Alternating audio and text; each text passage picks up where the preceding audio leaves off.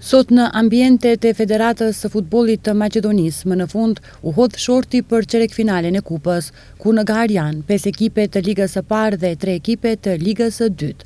Shorti deshi që në çerekfinale të kupës së Maqedonisë të përballen aktualisht 2 skuadrat më të mira në vendin ton, Struga Trimlum dhe Shkëndija e Tetovës.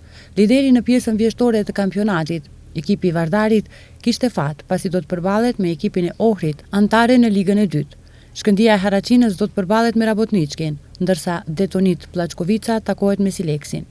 Sot janë caktuar dhe dyshet e mundshme për gjysmëfinalen e kupës, kështu që fituesi i ndeshjes Vardari Ohri do të përballen me fituesin Detonit Plaçkovica Sileksi dhe fituesi i ndeshjes Struga Trimlum Shkëndija në gjysmëfinale do të përballet me fituesin e ndeshjes Shkëndija Haraçin Rabotniçki. Ndeshjet çerekfinale do të luhen më 25 shkurt.